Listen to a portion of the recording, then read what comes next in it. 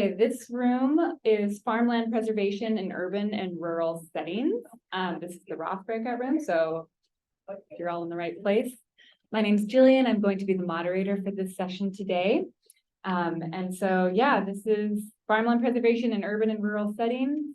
Foundational to a reliable and resilient food system is reliable access to food production resources, notably land. Each of our speakers today, we're missing one of our speakers. Yeah. Are we starting too early? No. I think people are coming in. They just got a 1 minute warning up there.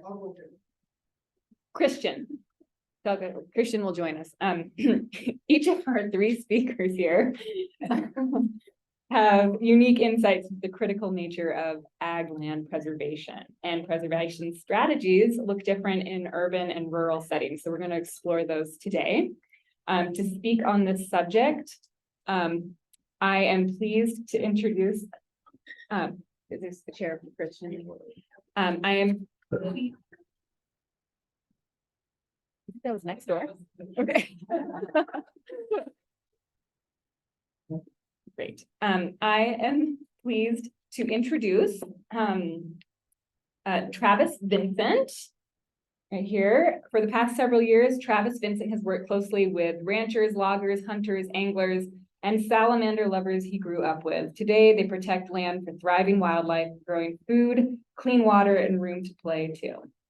He is a lands project manager with Pear Lands Trust team of land protection professionals, real estate agents for nature.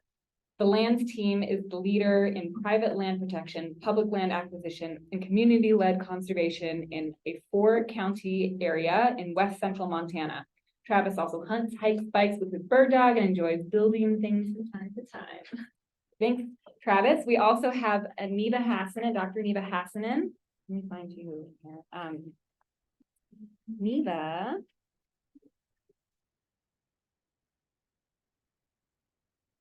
Neva has been a professor of environmental studies at the University of Montana since the year 2000, where she has coordinated the emphasis in sustainable food and agriculture. She's passionate about the sustainability and resilience of our food system, as well as creative approaches to land use and farmland protection. In addition to her scholarship and teaching, Neva has been actively engaged in civic affairs in Missoula and across the state. Among other activities, she has served on the Missoula City County Consolidated Planning Board for 6 years and co-founded both the Community Food and Agriculture Coalition, or CFAC, and Grow Montana. Neva is now the owner and manager of a farmland conservation development project on the edge of Missoula, Corner Farm Village, which she will be sharing about today. We also have Christian Menny. Want to read a bio? Christian is the director of conservation at Montana Audubon. His background includes contributing to the statewide management plan for the common loon, the USGS grizzly bear DNA project, and the Cabinet Yak ecosystems, and the World Wildlife Fund Sustainable Ranching Initiative. He managed Montana's integrated monitoring and bird conservation regions program for 9 years. He now strives to promote knowledge of and appreciation for nature to improve economic and ecological productivity on working lands via the Audubon Conservation Ranching Program, which he'll discuss today, and to inventory and protect Montana species of greatest conservation need. So we have 3 speakers who are all going to make up the majority of this panel. We also have Britta Jansen from CFAC, who's going to say a couple words as well. So I'll just tell you a little bit about Britta. She serves as a beginning farmer and rancher coordinator at CFAC, or the Community Food and Agriculture Coalition, overseeing the Certified Farm Startup Program and developing events and workshops offering technical assistance in managing the FarmLink program. After working on organic farms in the Pacific Northwest, she moved to Missoula in 2020, joined the Environmental Studies program at UM to pursue a master's degree in sustainable food and farming. Alongside her work with CFAC, she and her partner operate Small Talk Farm on leased land in St. Ignatius. So those are our speakers today. Without further ado, I'm going to pass it over to Travis to share on our topic. Okay. Oh, you have one. That's great. How's this? All right, great. Thanks, everybody. Thanks again to Arrow for inviting me to speak today, and also for allowing us to take a handful of folks out onto one of the properties that Prickly Pear Land Trust owns. Yesterday it was perfect weather for it. And I really enjoy these conferences because it's just a really great way to meet folks. It was actually at a joint Arrow and Prickly Pear Land Trust and Montana Wildlife Federation and a handful of other conservation and ag groups got together a handful of years ago to do one of the wild dinners. And at one of those wild dinners, we actually, I met a landowner that was very involved with Arrow, and he was interested in putting his family's property into a conservation easement. And that became later the largest conservation easement for Prickly Pear Land Trust. It still protects and will continue to protect 4 miles of the Missouri River shoreline.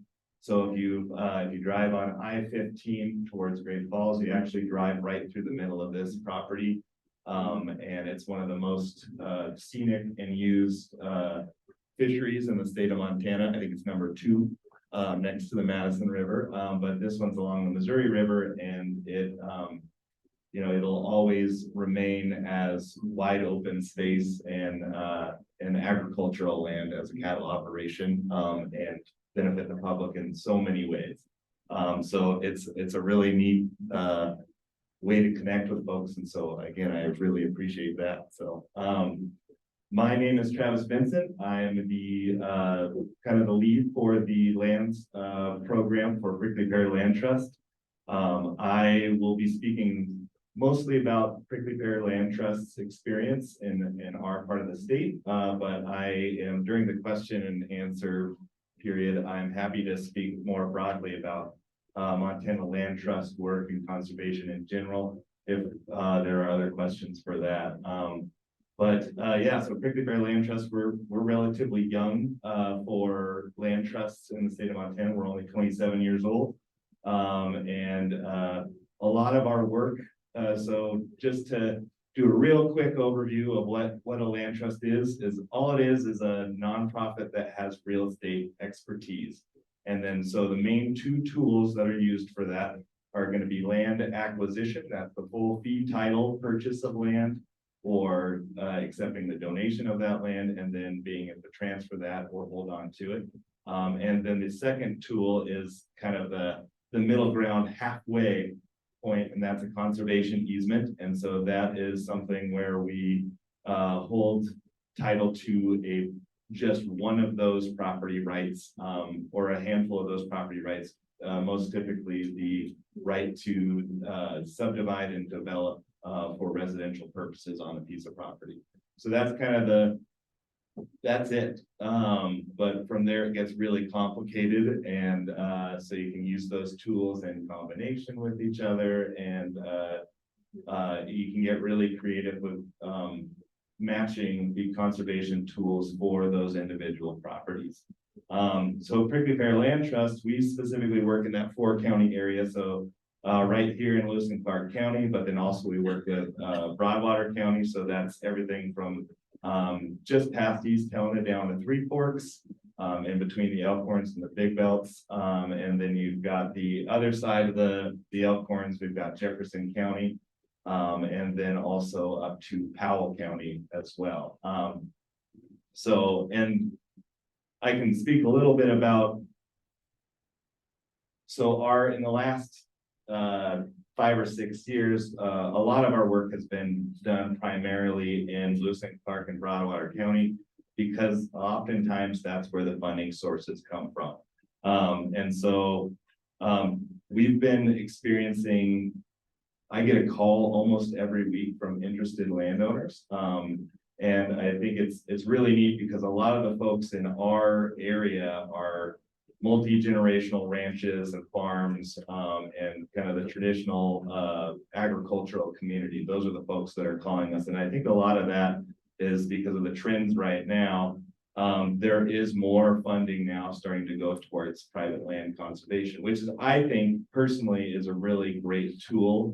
I think conservation easements often in some areas have been seen as a tool for wealthy landowners, hobby ranchers and other folks to possibly avoid some taxes. And yes, that is a benefit, but in our area, being able to pay for at least a portion of that value has really enabled a lot of local producers to continue their operations, and it's also used as a kind of an estate planning tool.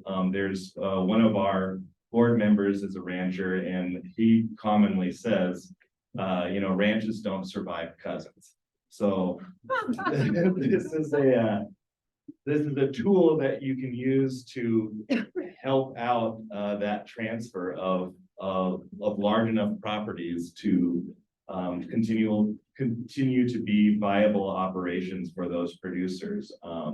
And so it can often there'll be, two siblings, and one sibling will be able to use this funding to actually buy out the other sibling so it can continue. So we've got a lot of pressure in our area. I think there's a lot of risk as development kind of creeps up from Bozeman and then also out from Helena. And so there's quite a bit of pressure, but I think the nice thing is we also have more opportunity than we ever have. Again, focusing on those, we've been focusing on those larger ranches and farms that are, again, the bigger chunks of ground. So we've been really grateful to have a very unique partnership with the Department of Defense. We have two forts, we have Fort Harrison, which is based just on the west side of Helena, and then we also have the Limestone Hills Training Facility. And in those areas, we've been able to use Department of Defense dollars to protect properties on the edges of those each of those facilities. And the beauty of a Department of Defense conservation easement is the restrictions are very little. It's really nice to be able to go to landowners and say, we just want you to continue your work and make sure that there aren't a bunch of houses on it. And my job as an environmentalist is to try and push for the highest level of environmental integrity. So I'm always trying to get a little bit more out of the landowners, but at the end of the day, protecting the land is the primary goal. So we don't let the perfect be the enemy of the good on the wildlife side of things anyway. So it's been we closed 4 projects last year, and I think it was about 7,000 acres, all of them along very important waterways with really important soils as well. So it's been neat to start to move into the farming community as well as the ranching community, where you can get some of that good irrigable ground protected as well.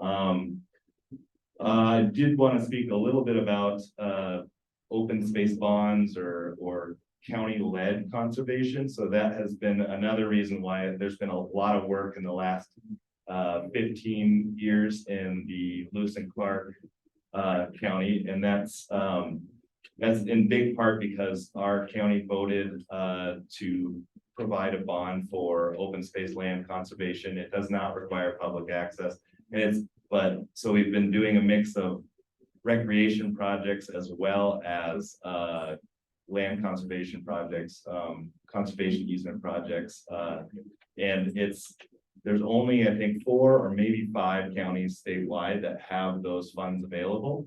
But I think that's one way when we're talking about the future in agriculture and producers is to really support those types of programs.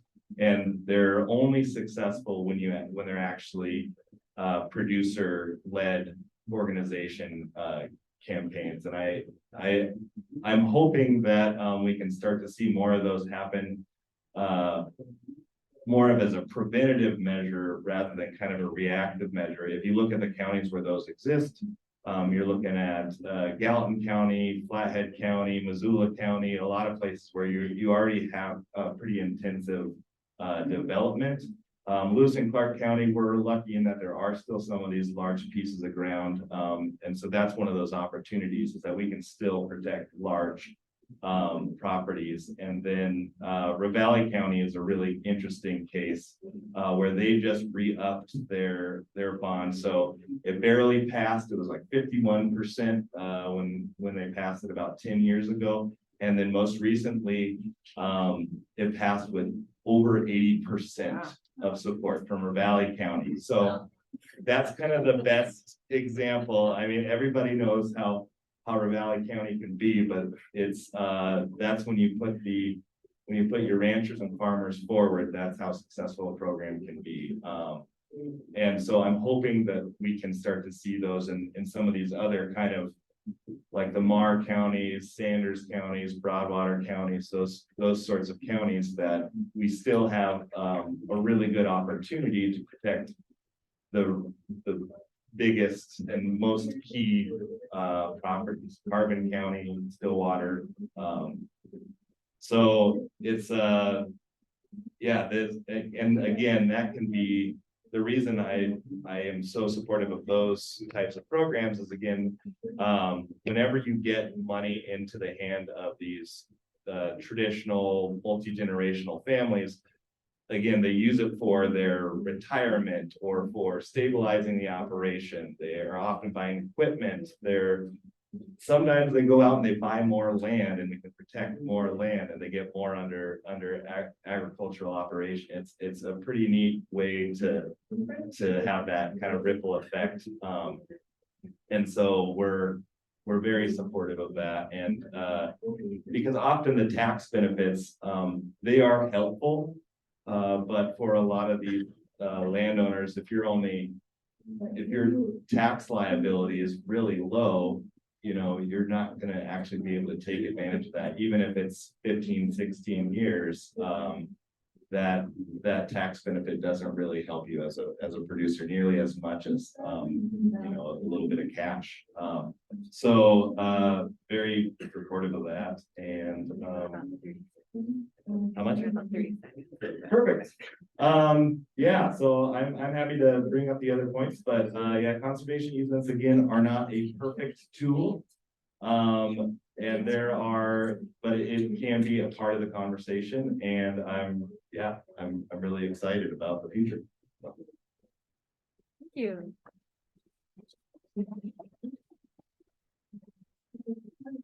Thank you. Again, my name's Neva Hassanein. It's great to see some familiar faces in the room and some new faces as well. And I actually have worked quite a bit sorry, It's the one with the lofty. I know, it's not gonna open. Downloaded the PDF. Yeah, yeah, but that's okay, you can open it as a PDF. Yeah. Just click on one of them. That's okay. We can run it this way, and I can. Or if You you can open start. it in Adobe, open it in Adobe. We can start here, but I can pull it up on my email. Okay. Begin, Neva. All right, sorry. So I'm still a professor half-time, but the last 3 years, this project I'm going to talk with you about has captured my heart and my head and my wallet. And you can just pull up the website. Okay, that'll- great. That's what we'll do. I've worked, as Gillian mentioned, I've been served on the planning board for 6 years in our county. I have been an advocate for creating mitigation programs that would impact we try to mitigate the impact of subdivisions on agricultural land surrounding Missoula. Like many communities, you know, people settled in the valleys, they settled near what became good farmland. And now that our towns are booming, that land is rapidly being lost. And I, over the years, have come to have some pretty strong opinions about the limitations of conservation easements when it comes to not protecting the land. It works to protect the land, but it doesn't necessarily work to keep it in agriculture. And so what I want to tell you about today is this project where I'm trying to do just that. Could you go to the page called land and scroll down to the bottom to the, so yeah, for one more. So this is a 10-acre parcel, two lots, just on the west side of Missoula. If you know where the Good Food Store is, this is Third, which is what the Good Food Store is on. So it's about 2 miles west of the Good Food Store. This is a street called Tower. Josh Slotnick and Kim Murchison, longtime Arrow friends, dear friends of mine, leased this land for about 15 years. And then in late 2020, Josh got a phone call about 10 a.m. one morning, and the landowner said, "Oh, I told you I was going to let you know if we were going to put it on the market. It's going on at noon." And Josh scrambled to try to put together the money to buy it and made him an offer, and the price got bid up $200,000 in 24 hours. And I'll just be totally brutally honest here. So I happen to have inherited some money from my father, who had died a year and a half before, and the check had literally showed up a couple of days before this phone call from Josh saying, "I'm trying to put together a little bit more money." And I said, I'm going to go in halfsies with you. Let's make this vision a reality. Let's demonstrate that we don't have to destroy our resources in order to provide housing or to support a farm business. And so for the last 3 years, we have been working away at trying to carefully design this site. And what happened was we originally thought we would put the houses up in here, and we were going to annex into the city. The sewer goes right to that intersection, and water does come down this street, city water. And we were just going to tap into the sewer and be able to annex an acre and a half and put 12 houses up there. And we went into the county and said, "This is what we want to do." And they said, "Great idea, but there's this new floodplain map that the DNRC is now mapped." So now over half the property is in the 100-year floodplain. This little orange squiggle is a 500-year. When we bought the property, the floodplain line was up there in this old oxbow of the river. And the river is about, quarter mile north of here. This happens to be an area of Missoula that when we get flooding, it floods there. Like people just north of that intersection, paddle their canoes to get out of their houses, literally is a very serious floodplain area. So we were like, well, we don't want to build in the floodplain. Some people said, well, you could build this up and you could still do it. Well, Josh is a county commissioner. So that wasn't going to be a good idea politically, but it really didn't fit with our values anyway, right? So send us back to the drawing board. So and I'm going to come to the farmland part of the protection part of this soon, but this is really a whole vision here. So then we were like, well, there's really poor soil down here. The irrigation ditch runs along here. We've got fabulous water. But if we wanted to put the sewer to get down to this lot, if we would have to rip up the road and throw all that asphalt away, then they dig it up. And the groundwater is so near the surface there that in order to put the sewer in, you would have to constantly be pumping out the groundwater while they're doing the work. And so the cost was like $800,000 just to get the sewer down the street and then put it all back. And if anybody is familiar with the price of asphalt, which isn't like an awful product, but it's pretty much what we all use, it's going up all the time. So we said, well, let's put in a septic system. And I tried to figure out how to do a treatment wetland so that we wouldn't be polluting the water, groundwater. And I just didn't like this septic idea. And it was gonna mean that we couldn't put very many houses in anyway. Then earlier this year, the engineer came up with a great idea, which is what we're doing. And we're gonna come off the intersection and bring the sewer on our property and make up what's called a private sewer main. So it'll still be city sewer.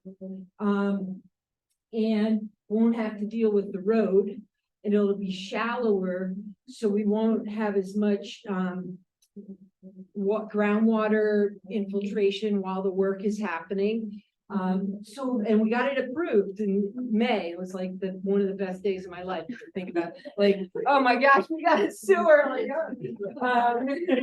I really become warped. So the vision here, how much time I got left? 4 minutes. Okay, so the vision is, this is going to be a farm store and cafe and an apartment above for the farmer. Then we have 11 detached units, and they have to be detached because of this subdivision. Excuse me, the zoning is a 1959 citizen initiated zoning, and it's 1959 thinking. And it's not very good, but we're doing a thing called a planned neighborhood cluster that enables us to put the houses closer together. The farm, 8 acres, right? We carefully, and some people say maybe too carefully, drew the lot line around the farm to protect every row that we could. This is all prime agricultural soil, by the way. And it's been farmed organically for at least, 18, 19 years. We're going to protect this land by selling it to a Trust Montana, which is a community land trust.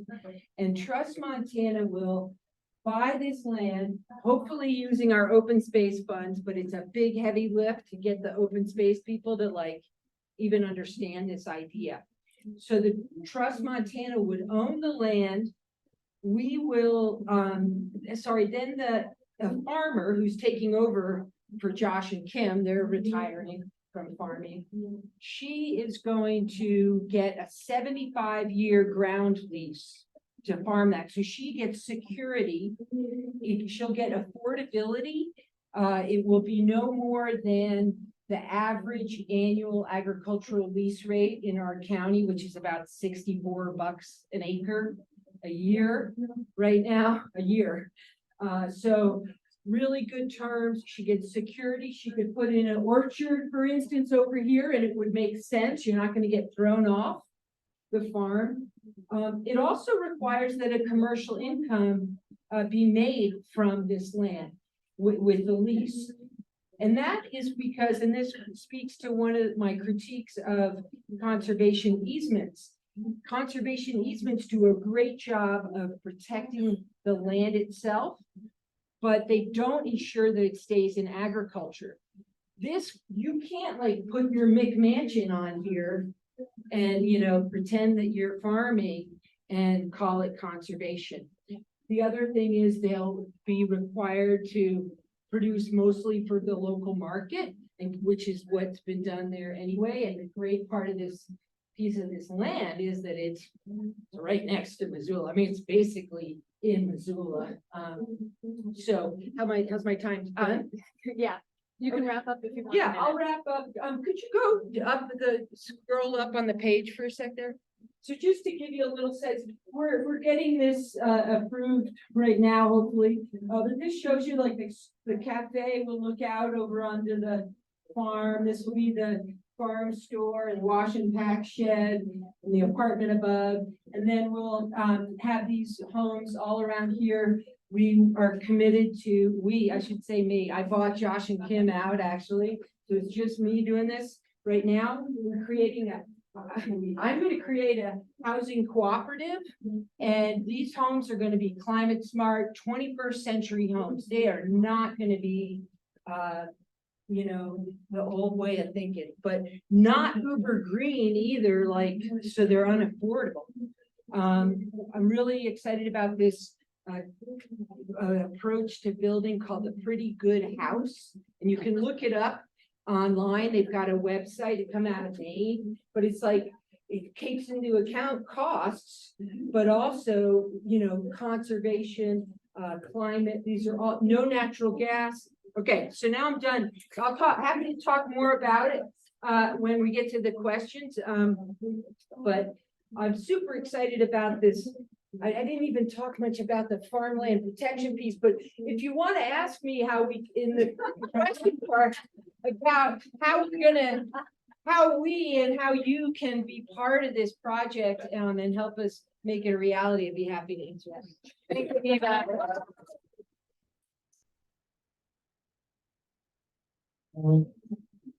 Hey, everybody. Thanks for having me. My name is Christian Menny, and I'm the Director of Conservation Ranching at Montana Audubon. And as part of that program in our science, we have a conservation ranching program. And so my background is largely in wildlife research, and often in wildlife, the angle has been to preserve habitat, and keep sort of people out of habitat. Well, this program is really cool in that it integrates working lands with wildlife habitat.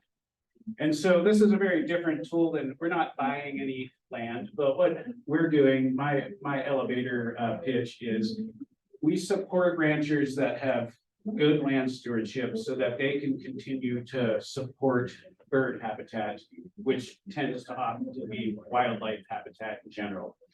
And so this is the Audubon Conservation Ranching Program is actually a national Audubon program where they recognized they needed to help conserve grasslands. And so in Montana Audubon, we're our own independent entity, but we deliver this program. Next slide. So what I was going to do is just really quickly run you through sort of the nuts and bolts of this program and how we try to, ideally we keep ranchers, we help support them, keep them in ranching because they provide excellent habitat. Money? What's that? You support them with money? I'll get to that. So it's across the West. This is just kind of showing you the scope of our landscape here, and why it's in the West is because the best grassland habitat is in the West, and it's in these ranches. Next slide, please. Since the 1970s, there's been a precipitous decline in birds across all different guilds of birds, but more so than any other, grassland birds have tanked. More than 50% of the population has declined since the 70s. The reason for that is a lot of conversion of grasslands into industrial agriculture, home development, things like that. Next slide, please. The good news in Montana, as you see in this map, we have some of the best grassland bird habitat left in North America. And these are two different maps, USGS, and this is from the Montana Natural Heritage Program. And so it's just showing all these priority grassland species. This is like core area, especially central eastern Montana. Next slide, please. So the purpose, National Audubon started this initiative to basically stabilize declining grassland bird populations in partnership with private land stewards, and that happens to be ranchers, cattle and bison ranchers. Next slide, please. So we enroll ranchers that have great land stewardship into the program, and ranchers are able to use we sort of have this tool as the Audubon seal, which is a marketing tool actually. It can travel with their product, they can use it on their website or at a farmer's market or something along those lines. And we're hoping that this can kind of tell consumers the story of this great land stewardship that these ranchers provide on a daily basis. And then it empowers consumers to purchase these products. And so, yeah, next slide. So the path to this certification is, there's certain protocols that the ranchers need to meet, and that is that their products, some of them are grass finished, the beef or bison. They don't use antibiotics in beef and bison, and then there's no further conversion of grassland. And so we're just trying to keep grass in grass. So to become certified as bird-friendly land, we develop a habitat management plan for each ranch, and that outlines the goals and objectives on the ranch to provide better bird habitat. It includes exclusion of wetlands, riparian areas, some kind of rotational regenerative grazing. Those are some of the main things, and of course, keeping grass in grass. This whole program, we have a third-party auditor, and they help certify the land.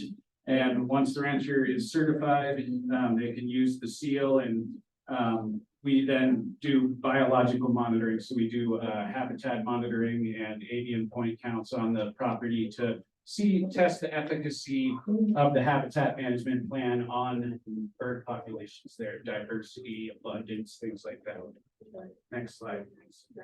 So the benefits of this, and again, this is, if we can keep ranchers in ranching, there's this great opportunity for bird habitat, and also just, I think, healthier ranches in general, more ecological productivity ideally, and which leads to hopefully more economic productivity and better forage and things like that. So here's a few of the benefits. Like I said, that habitat management plan outlines goals and objectives.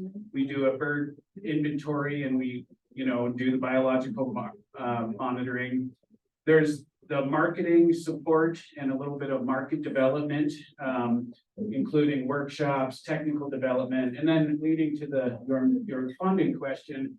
When we write a habitat management plan and understand the goals and objectives of each ranch, then the conservation ranching program at Montana Audubon as a whole, not just the certification, where we can often write grants and get money for ranchers, including we've funded projects in fencing, stock water development, native reseeding, and things like that. So that's sort of an additional benefit of being in the program. We learn a lot about each ranch, and then the ACR, the Audubon certification, is kind of leveraged to try to get some grant funding as well. And next slide. And I just wanted to quickly, most of our partners, the markets, we have a couple of big national subscribers. Blue Nest Beef and Thousand Hills is coming on right now, and those are big national groups that they're Audubon certifying all their producers. But by and large, we're made up of regional, online, and direct to consumer markets. So smaller ranches, including this group here. And so we use that seal to, in that sense, the seal itself of the certification can help them market that this product is healthy for birds and hopefully speaks to the consumers as such. And I think that's all I've got there.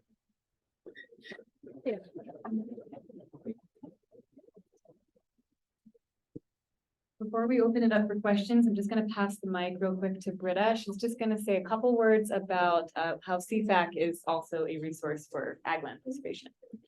You want that one? Yeah, I'm just gonna jump in here. My name is Britta Jansen. I work for the Community Food and Agriculture Coalition, which is based in Missoula, but we do serve the whole state. And we do a pretty broad spectrum of food and agricultural work.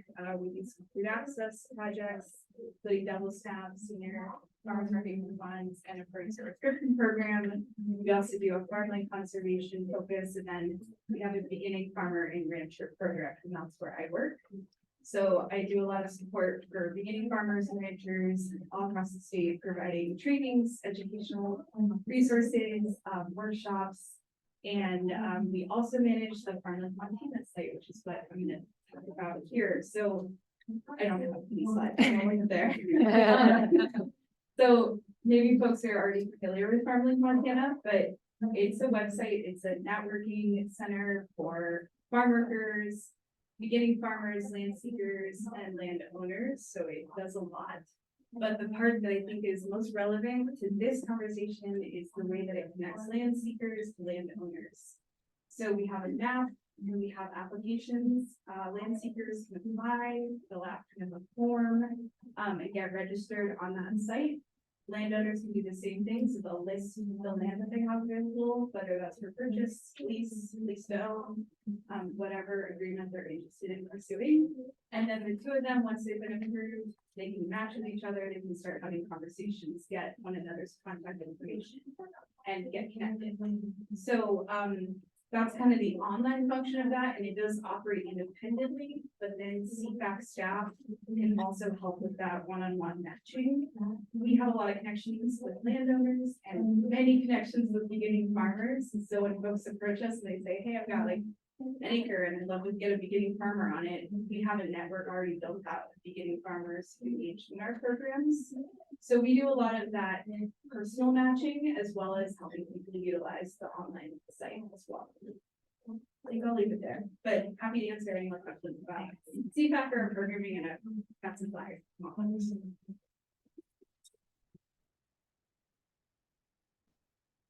Okay, so I'm gonna open it up to discussion and questions. I'm just gonna kind of hover over here, and if people want the microphone, I can bring it to you.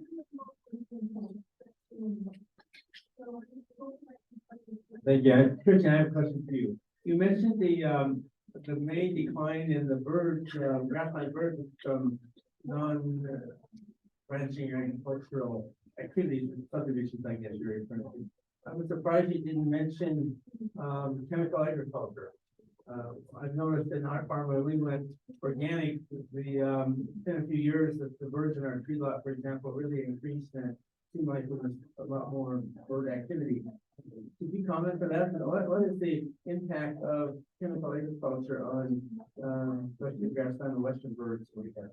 Yeah, I think it has a large impact. I did mention industrial agriculture as being a big factor in the decline of grassland birds. And so I think that largely is not only converting the land to something other than grass, which is what they evolved to live in, but it's also the use of heavy pesticides, bioaccumulating in their system, and also killing the things that they forage upon, insects. So do you require, to get certification? To get certification, the ranchers have to do you require it to be organic? No, they do not have to be organic. Generally, the ranches have to be of a certain size. So usually we work with ranches that are 1,000 acres or more. They have to have some grass finished beef or bison. So that means not generally sent down to the sort of industrial beef system, but rather finished, like ready to go to a processor and be finished off of grass instead of corn or something in a feedlot. And then no antibiotic use are the three major tenets of getting into the program.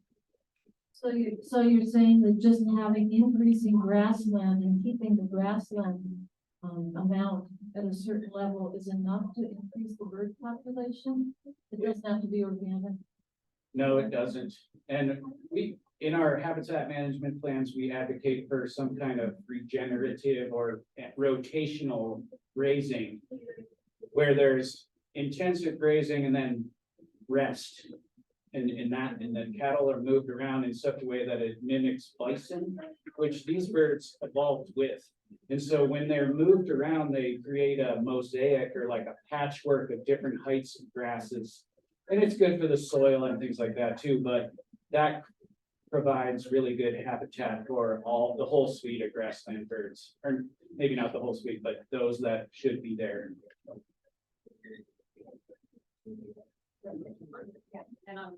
I have a question for the prickly pear person. When you're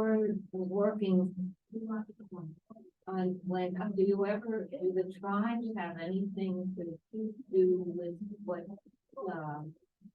you're doing? Do they approve? Do they, do you have any interaction with the tribes at all? And when you're working in that area? Yeah, so part of my job is speaking with ranchers, and often I have about 2 hours to do so. So summing my whole speech up into 10 minutes this morning was pretty tough. So that was one of the things that I did want to mention. I know one of the themes of this program this year is who's not at the table. And that was one of the groups that I was going to mention that, we're very much in the very beginnings of starting that outreach. We do have 2 projects that we are currently working on that are either land back or they are related to indigenous access to some of those cultural resources, often the sweetgrass and other things that can be grown on private lands. And so I just attended, and that's statewide. There are a handful of conservation groups.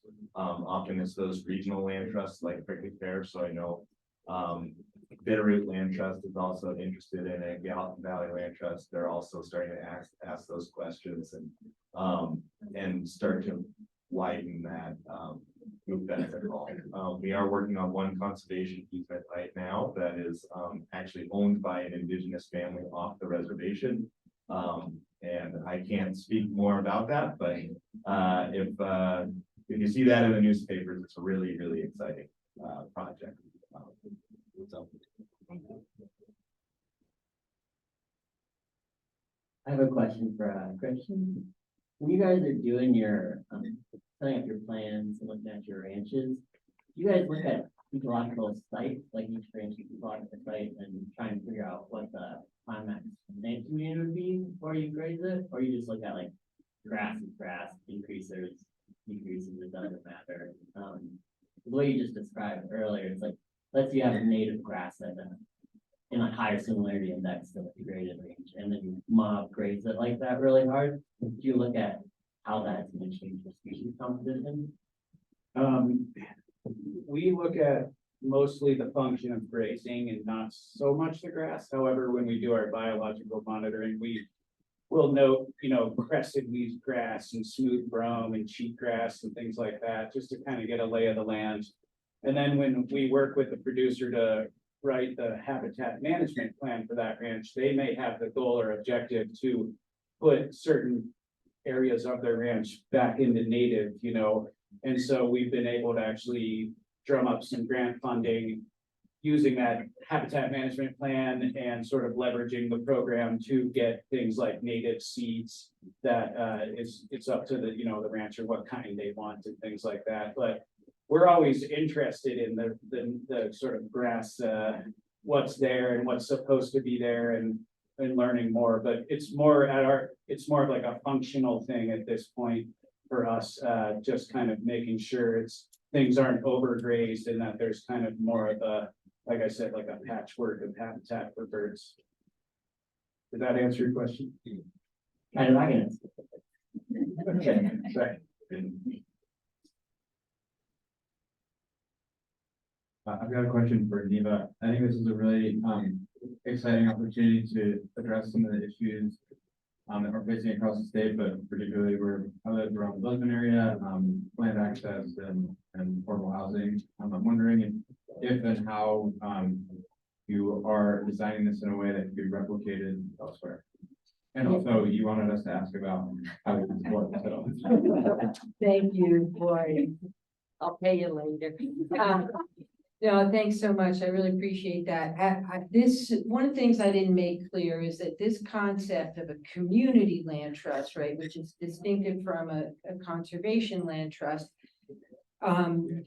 that the idea of using the CLT to protect agricultural land has been done elsewhere. This will be the first time it's been done in Montana. I'm super proud of that. I thank you. I mean, if we get there, I think we're going to get there. The big heavy lift on this is the price tag on the land, right? So this is land that is highly sought after for development. I get texts from people in Florida, Texas, saying, I see you have vacant land in Missoula County. How much do you want for it? And so unlike a lot of land that, at least in our county, that has been protected like farther afield from the city, I would argue that that land is at less risk for development. It might be bought up by somebody who's going to make it their, estate, but actually converting it to development, this land is much more likely. So the process here is I am just about to engage in a buy-sell agreement with Trust Montana, and I'm donating a certain amount of value. We already have we have a philanthropist who's pledged $100,000 towards the sale price. So the price is already reduced for them, but I need to get my money out of that land so that I can put the sewer in.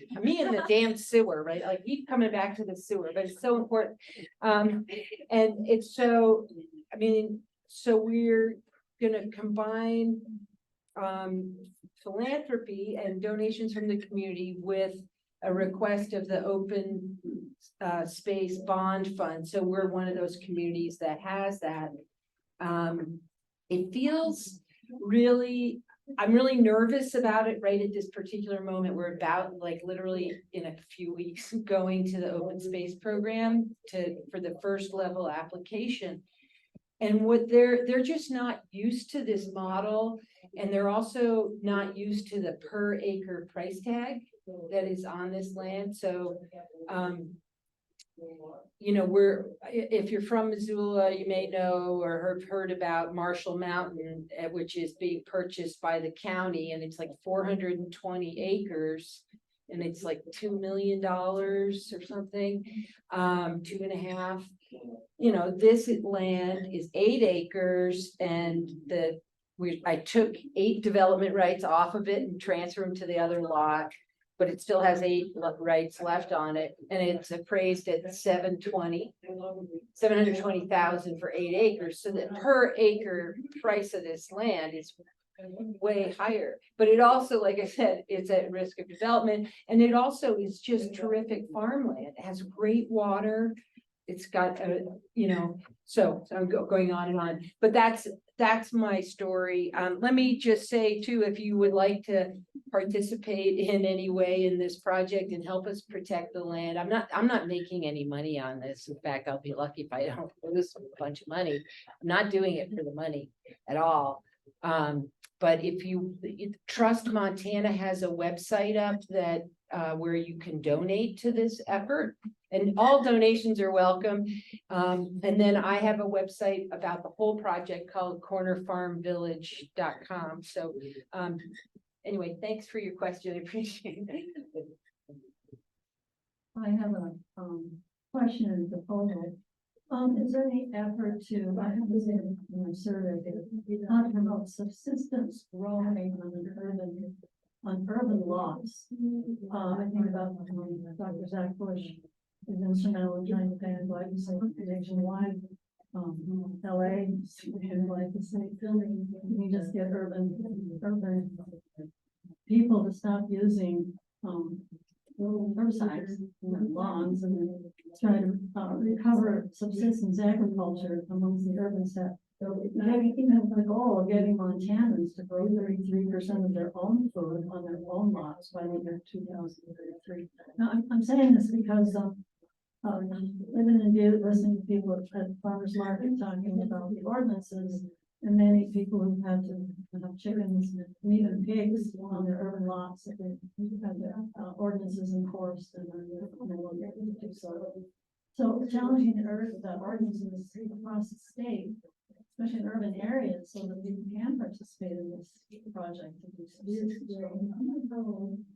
Well, I think that's a great idea. I'm passionate about the problems and associated with pesticides, and given that we know they that there are alternatives at work. Let me just say that in Montana, localities have been prohibited, preempted by the state government. So we couldn't, for instance, ban a chemical in Missoula. And the scary thing is that right now, as part of the whole Farm Bill negotiations, the chemical industry is trying to get basically a nationwide preemption ordinance so that no locality in the country could ever regulate pesticide use, period. And now this already exists in many states, but this would just basically, those few states where they do still allow regulation at the local level, this would eliminate it. So I absolutely agree with you. There's a lot of land that we could use within cities, and there's ways to do that, and that is great that that's happening. And we need to educate folks on the alternatives to using pesticides for that, for sure. If I can, I actually have two questions. One hopefully will be a softball one for Christian. The criteria about no antibiotic use in the herd, can you speak to that a little bit? And is that based on like producers, or is it based on bird impact? Yeah. It's based on consumer demand for the product solely. Okay, makes sense. And then Neva, question for you too. So in Austin, I used to work on a farm in East Austin, and it was actually bought by a developer, and after much pushback from the community, it was a historic farm, hundreds of years old, connected to a very historic family in Austin. They turned it into what's called an agri-hood. And so now they have all of these tiny homes surrounding this historic farm. They kind of shored up the barn, they kept the historic farmhouse, and there is a requirement for families who purchase these tiny homes, or individuals, that they contribute some labor and participate in the activities of the farm. Is there anything like that that's in the plan for the Corn Farm Village? Great question, and I'd be interested to know the name of that, Michelle. No, this is going to be this has been a commercial operation. They're kind of at the these people, along with Lifeline, they have been forerunners of the local food movement in our area, especially around vegetables. And we want this to continue to be a commercial operation, and it's being passed on, being sold to a young woman who's gonna, we're gonna support her. I'm sure we'll all be buying her vegetables, and then the store and cafe will enable her and her partners to add value. We got a growth through agriculture grant. She got it, I didn't get it. To help put the infrastructure in to build the store and cafe. So that's super exciting. They could see the vision. So really, I see this more as like community economic development. I'm hoping that some of the homes will be subsidized homes, and then housing cooperatives often save costs for the person purchasing the home. They're actually purchasing shares in the co-op. They're not getting a title to the home. And so that reduces some of the costs and so on. So it's going to be more along those lines, but if, maybe people will at some point do some kind of work on the farm, but it's not envisioned right now. But that's cool. I'd like to know more about it. Actually, do you Sorry, mind if I just add one thing onto Neva's conversation? So we at Prickly Pear Land Trust, we've also looked at some of the housing issues. Actually, we've reached out to Trust Montana. There's a specific lot that I've had in mind for years, and it's in the East Helena community. It's about 17 acres. Half of it's in the floodplain, and then half of it could be easily connected to all the systems. And one of the issues is exactly what Neva was discussing, which is opening up the mindset for these open space bonds and these sorts of programs. So one thing I would encourage for anybody who does go back to their counties and starts to push for those open space funds, is I have the funding to pay for half of it, this property, but that other half, which would be ideal for housing and for connecting up, I do think that there is an opportunity. So we don't always have to go through the situation where there is somebody who can step in and put $200,000 or $1 million into that situation, but you can still have that both and where you have that ecological riverine benefit, but then also have a situation where you can actually provide for some of that affordable housing, workforce housing too, so. Just also gonna say, if anyone wants to learn more about agri-hoods, this afternoon, there's gonna be a session where Maya here is gonna talk a little bit more about that. And I think it's in the same room this afternoon, so just so you know. We have time for 2 more questions.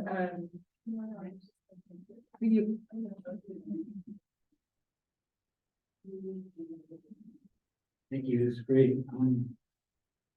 So some, over here, they asked about, in the model view, you know, and I think they're asking us for ideas for next year, and I think by next year, we should have some materials that help Helena do this. And every piece of land's gonna have a different piece, but the work with Audubon and Cricket Bear is fantastic, but when it comes to putting 33% of, you know, food on people playing locally grown, I think these discussions of local lots, what you're trying to do, are going to be really critical. And the community land trust, I think, has been used before for affordable housing. It takes the price of the land out of the building. So I think we want to work, find who's not at the table with us to create more of those. Probably 10 opportunities around Helena. If we had the backing, we could create, you know, community land trust and get a farm on it. So I think trying to get more literacy about these ideas, whether Trust Montana can be the buyer or not. But I really, you know, for rural, I'm really interested in how the valley is going to develop other than Helena and following the zoning. There's nothing in our local ordinances that prioritize this. And when people usually think about it, even with these bonds, like these sort of larger landscapes, which we all want, we have a lot of working ag land in the valley that should just stay in working ag land. But, you know, it's hard for the producers to keep doing it. And it's much harder if there's development pressure on them. So I think our ordinance need to at least make it a neutral situation. But I also think we need to create coalitions in Helena and the valley that say we want to prioritize the ability to grow food as these neighborhoods develop, as the community is designed out. And so we need to develop that language. We need to develop the, you know, the critical mass of people that give the elected officials permission to start working with them. And I guess I'm making a statement more than a question, but you guys have really put a lot of pieces of what's already existing for that work. And I just encourage us to create a broader discussion. Max, you can be the chairperson of that committee.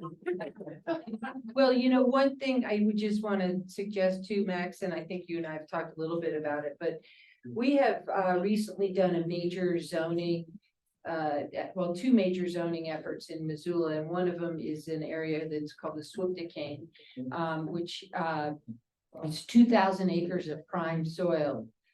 And Josh and I and other advocates agreed to this because the way the zoning is, it makes it easy to incorporate farms into neighborhoods. It makes it easy to incorporate food-related businesses into neighborhoods. And so we're seeing that play out. We have a couple of opportunities. CPAC is in dialogue with one developer who's really trying to make it work. And and then I was just approached by another guy who's just a little bit outside this area, but he is putting in at least 1,200 homes at the bottom. And he's out near the Y. And it's not out in the public yet. It'll be soon. And with 45 acres in the middle, he wants to protect and incorporate farms into the neighborhood. So this idea is definitely taking hold. We need to make it easy. And we need to make it strategic, and I don't mean to sound like I'm beating up on conservation easements too much. But no, I think they're a great tool and they've done wonderful things, but they are all based on the willing landowner and the willing land trust. So the land trust in our area didn't want to talk to me. It's too small, we don't, you know, it's just a farm. And it just broke my heart.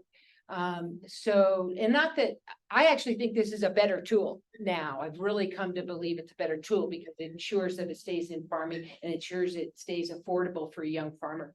But the land trust, the conservation land trust approach really isn't strategic from a, like if you're a planner, right? Like if you're thinking about it as a planner. And that's what we really need to do in our communities. And we're going to talk more about this in the afternoon session as well. Like, so come continue that dialogue. I'm sorry to take so much airtime.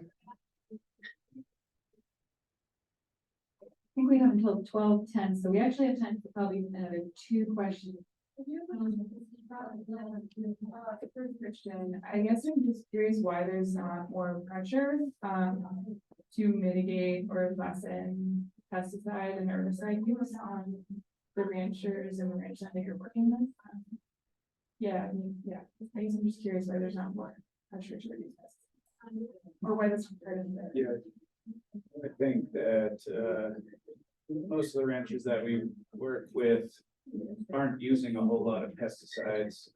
They're just have their land in range and they don't need to spray a lot of stuff. That we address it in those habitat management plans, and there's, you know, within our protocols, there's allowed for some spot site spraying for invasive weed control and things like that. But generally on the rangelands, there's just not a lot of pesticides being used because it's in grass. This is kind of for everyone, maybe some back as well. When I think about farmland preservation, I think it's like you have to be a big player, and you have to have a lot of money, or you can be related to someone with land, so on and so forth. And I don't have either of those, but I still really care about farmland preservation. So I'm curious what you all have to say about how the general public can be involved in saving farmland. Well, I have a thought on that. Just real quick. Of course, you guys need to. Yeah. Well, I do. I worked for years trying to get regulations in place in the subdivision regulations in our county, and we absolutely need that. This really should not. This is critical. We would not leave things like, you know, riverine protection up to private enterprise. I actually wish I wasn't having to do this as a private entity. This should be a public activity.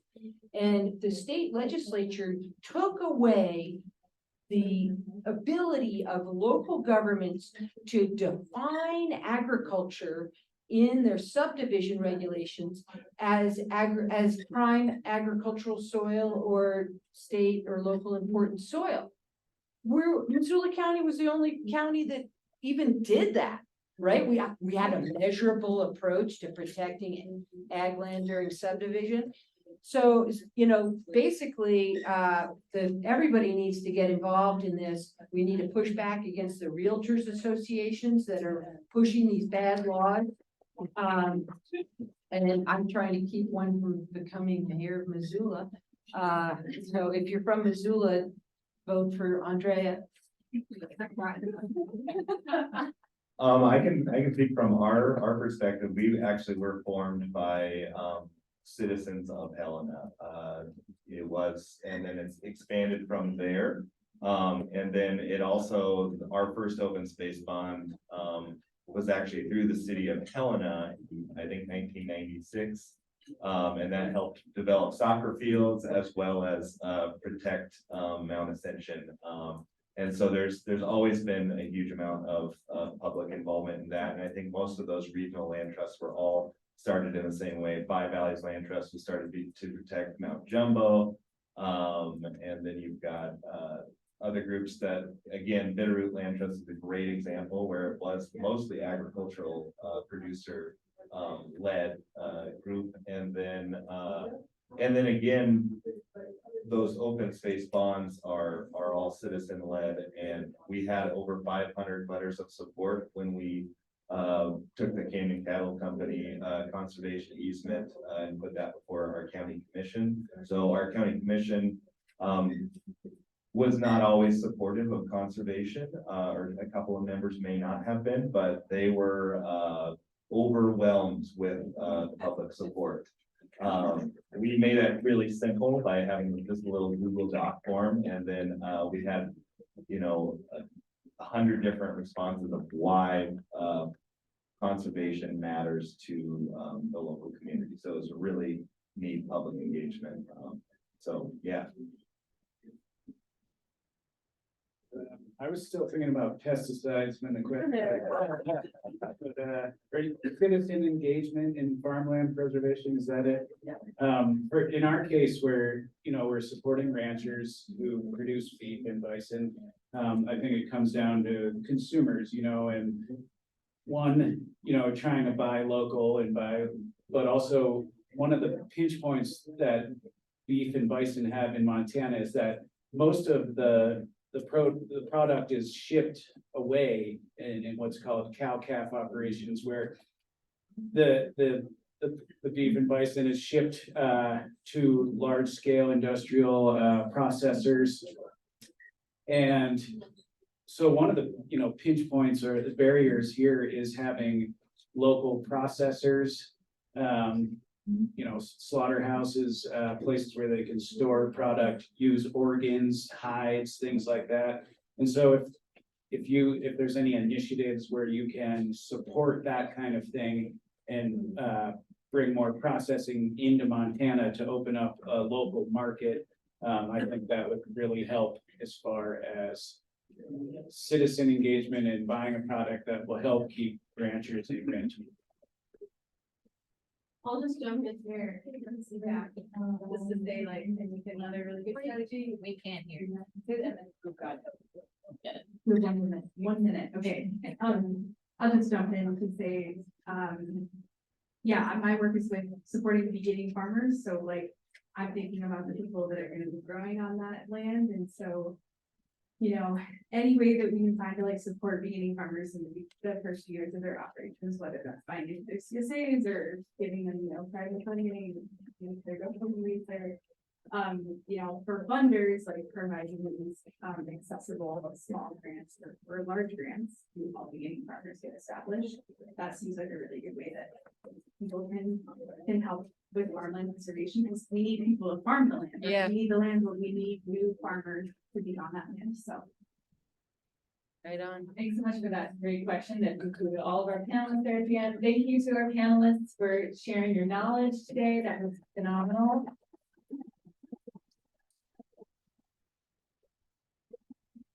We still have a minute or so if you want.